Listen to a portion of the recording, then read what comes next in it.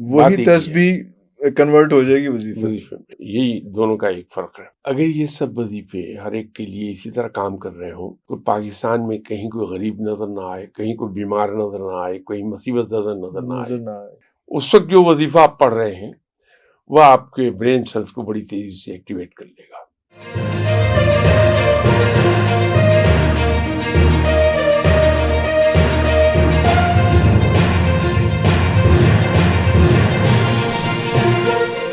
Normally ہم لوگ دیکھتے ہیں کہ کہیں کسی نے کسی میگزین میں سے یا کہیں کسی نے کہیں، آج کل تو یوٹیوب پہ کوئی ٹوٹکا، کوئی وظیفہ، کوئی تسبیح، کوئی سارا کچھ. کوشچن پارٹ 1 از کہ تسبیح اور وظیفے کا ڈفرینس کیا ہے، اینڈ کوشچن پارٹ 2 از کہ یہ ہر بندہ کہیں سے بھی دیکھ کے، کہیں سے بھی پڑھ کے وہ اس کے اوپر اپلیکیبل ہو جاتا ہے یا کوئی اور چیز ہوتی ہے. لوگوں کو محتاط ہونا چاہیے، یہ باؤنس بیک بھی کر سکتی ہے چیز. جب کوئی ورد ہم ایک خاص تعداد میں ایک خاص وقت پر باقاعدگی سے کرنے لگتے ہیں تو وظیفہ کہلاتا ہے. Specific time and specific quantity, specific numbers میں نمبرز، ہاں جی، اور اسپیسیفک ٹائم پر پہ باقاعدگی کے ساتھ جب ہم پڑھتے ہیں ڈیلی تو وہ وظیفہ بن جاتا ہے. تسبیح ذکر ہے. اب اسی ذکر کو ایک خاص تعداد میں اور خاص وقت پر باقاعدگی سے ڈیلی پڑھا تو وہ وظیفہ کہلائے گا. وہی تسبیح کنورٹ ہو جائے گی وظیفے میں. یہی دونوں کا ایک فرق ہے. اگر وقت اور تعداد کا تعین ہو جائے تو وہ تسبیح ٹائم کا، ہاں جی، وقت کا اور تعداد کا وہ وظیفہ بن جائے گی. وہی تسبیح وظیفہ بن جائے گی. وقت، تعداد اور باقاعدگی جب ایک چیز ان کی پابند ہو گئی تو وہ وظیفہ کہلائے گی. وہ جو آپ نے دوسرا سوال کیا کہ کہیں پہ لکھا ہوا ہے، کہیں کسی سن لیا ہے، کہیں ٹی وی پہ آ کسی گیا، نے بتا دیا ہے. بات یہ ہے کہ اس کی دلیل میں ایک بات رکھ ہے وہ کہی جا سکتی، لیکن بڑی ہارش ہے. لیکن اب کمیونیکیٹ ہونی چاہیے نا سر. یہ ہے کہ اگر یہ سب وظیفے ہر ایک کے لیے اسی طرح کام کر رہے ہوں تو پاکستان میں کہیں کوئی غریب نظر نہ آئے، کہیں کوئی بیمار نظر نہ آئے، کوئی مصیبت زدہ نظر نہ آئے. لیکن ہوتے ہیں. اس کی بنیادی وجہ یہ ہے کہ جس طرح سے ہر انسان کی فنگر پرنٹس ایک دوسرے سے نہیں ملتے، ہمارا آئرس ایک دوسرے سے نہیں ملتا ہے، اسی طرح ہماری باڈی کیمسٹری ایک دوسرے سے نہیں ملتی. کہیں کہیں تھوڑا سا فرق آتا ہے. ایک چیز جو ایک باڈی کیمسٹری کے ایک روحانی کیفیت رکھنے والے انسان کو سوٹ کر رہی ہے، یہ پوچھنے کا تھا باڈی کیمسٹری کا وظیفے سے کیا تعلق ہے؟ تو یہ میں وہ تعلق آپ سے عرض کر دیتا ہوں. تو روحانی کیفیت اور باڈی کیمسٹری، وہ جب کوئی چیز اس سے سوٹ کرتی ہوئی ملتی ہے، اس کو پڑھتا ہے تو اس کے فوائد آنے شروع ہو جاتے ہیں، ورنہ ثواب ملتا رہتا ہے. اب اس کے اندر ایک بہت امپورٹنٹ پوائنٹ ہے کہ یہ جو ہم تسبیحات کرتے ہیں، وظائف پڑھتے ہیں، یہ اثر انداز کیسے ہوتے ہیں؟ دیکھیے، دعا کو ویسٹ جو ایتھیسٹ زیادہ ہے، یا یوں کہہ لیجیے مذہب سے بہت دور ہے، وہ اس بات پر تھے کہ دعا کا کیا قصہ ہے کہ دعا مانگو کام ہو جاتا ہے. بہت تحقیق کے بعد ایک نتیجے پہ پہنچے. اب وہ لوگ تو کہتے ہیں کہ یہ ساری دنیا مادہ ہے، ہم رب کہتے ہیں، وہ اس کو مادہ کہتے ہیں، مٹیریلسٹک ہے. تو جب کوئی آدمی ایک چیز بار بار خواہش کا اظہار کرتا ہے، زبان سے کہتا ہے، دعا مانگتا ہے، تو اس کے ارد گرد جو مادہ پھیلا ہے وہ وہی پرٹیکولر شیپ لینے لگتا ہے. تو یوں لوگ کہتے ہیں کہ دعا پوری ہو گئی.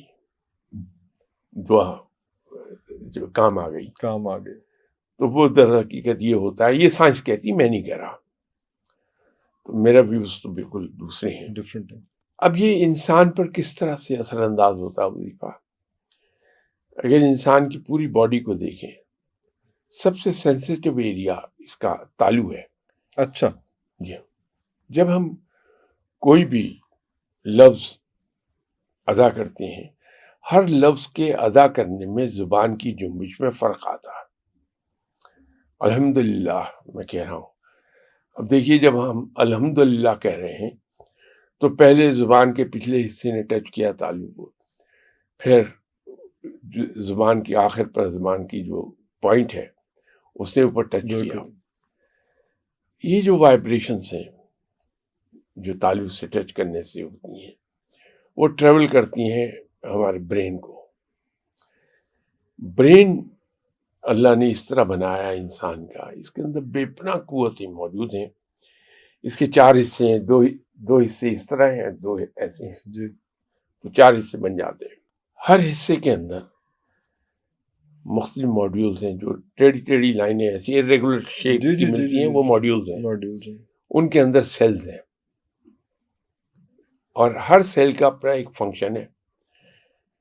اس انڈیویجول فنکشن کے علاوہ جب دوسرے فنکشنز کے ساتھ مل کر کام کرتا ہے، دوسرے سیلز کے ساتھ، تو وہ اس ماڈیول کا انڈیویجول فنکشن بن جاتا ہے.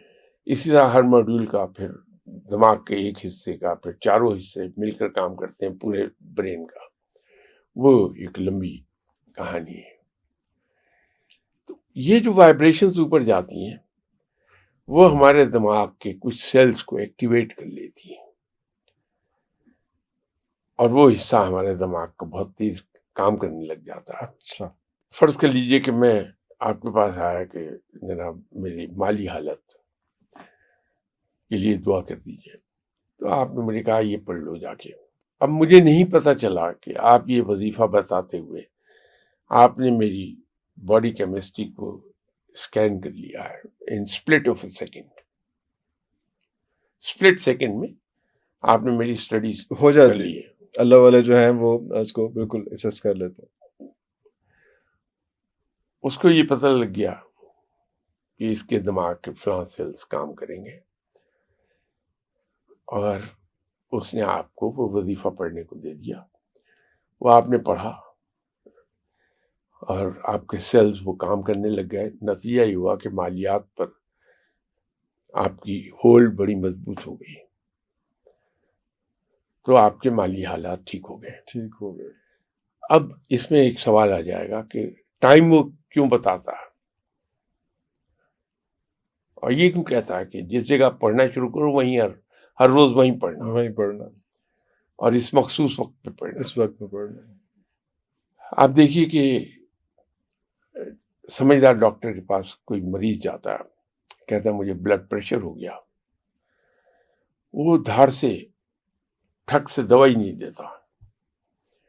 وہ کہتا ہے کہ آپ بازار سے بلڈ پریشر ناپنے کا آلہ لے لیں، ہر گھنٹے کے بعد بلڈ پریشر لیجئے اور اس کو کاغذ پہ نوٹ کیجئے، اور 7 ڈیز یہ کرتے رہیے، پھر میرے پاس وہ لے آئیے. اب اگر ان 7 ڈیز کی ریڈنگ کو آپ دیکھیں گے اور کنورٹ کریں گے انٹو اے گراف، تو آپ کو یوں لگے گا کہ یہ چل رہا ہے. ایک جگہ جا کے ہائیز آئے ہیں اس کے، اور ایک خاص ٹائم پہ لوز آئے.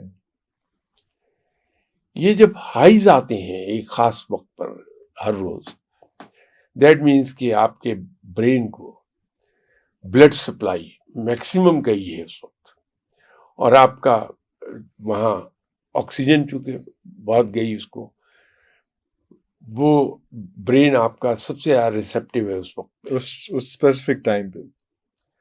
اس وقت جو وظیفہ آپ پڑھ رہے ہیں وہ آپ کے برین سیلز کو بڑی تیزی سے ایکٹیویٹ کر لے گا. اس کا رسپانس بڑا فاسٹ رسپانس ہوگا، سوئفٹ. اس لیے وہ یہ کہتا ہے کہ اس وقت یہ پڑھ لیجئے اور اتنی تعداد میں پڑھ لیجئے.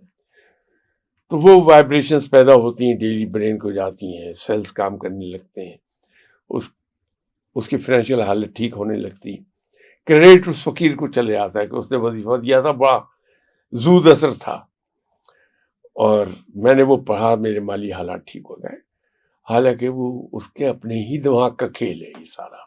تو یوں وہ جو وظیفے کی بات کی تھی آپ نے کہ کام کرنے کا، کس طرح تو سے ہے؟ وہ یہ یوں کام کرتا ہے، شیخ کا کام صرف اتنا ہے کہ اس نے آپ کو ناپ تو لیا نگاہوں میں، حالانکہ وہ جس اس پروسیس سے گزرتے ہوئے اسے بھی نہیں پتا ہوتا کہ میں اس سے گزر گیا، اس نے آپ کو صرف وہ وقت بتا دیا اور تعداد بتا دی اور حرف بتا دیا، تو آپ کے معاملات ٹھیک ہو گئے۔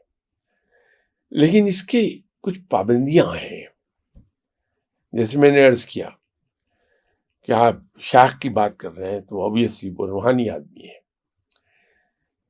روحانیت میں کسی کے سامنے ہاتھ پھیلانا